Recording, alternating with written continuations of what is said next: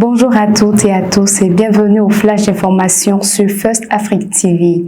Le ministère des Affaires sociales de la microfinance a dévoilé jeudi 6 avril dernier à Cotonou une plaquette sur le harcèlement en milieu de travail. La plaquette mise en place est un outil didactique réalisé pour évoquer les formes du harcèlement sexuel en milieu de travail, les modes opératoires utilisés par les acteurs et les manifestations sur les victimes.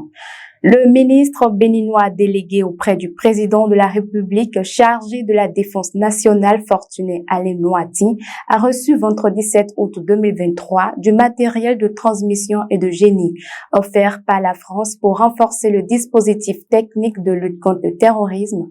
Ces matériels sont constitués de 100 postes émetteurs récepteurs VHF et 110 radios portatifs. Pour le ministère de la Défense, ces moyens vont permettre aux unités dédiées à la lutte contre le terrorisme de mieux communiquer et donc de dégager en réactivité et en fluidité. Au Mali, des propositions sont faites par la médiation internationale au gouvernement de transition et aux groupes armés signataires pour sauver l'accord de paix. Elle a proposé de déclencher le processus de désarmement, démobilisation, réinsertion DDR des combattants issus des groupes armés signataires et de l'accord de paix. La médiation internationale suggère également que des projets de loi organiques et ordinaires soient préparés conjointement par le gouvernement de transition et les groupes armés sur le processus de décentralisation prévu par l'accord de paix.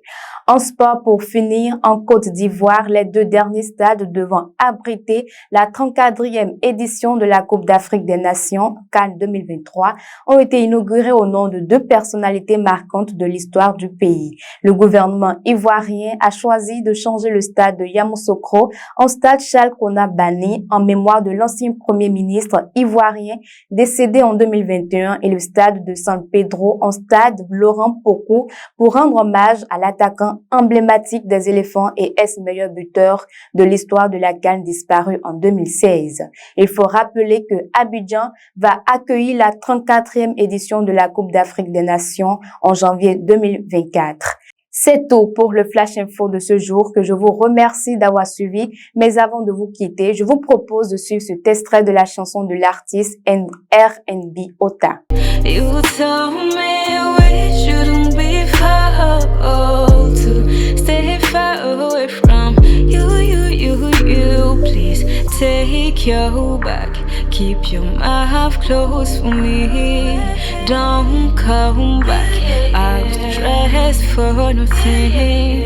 Piece by piece and step by step, I'll hear from you, and I will get the life I need. Yeah. Mesdames et messieurs, surtout n'oubliez pas que chaque jour est une opportunité pour mieux faire qu'hier. Au revoir.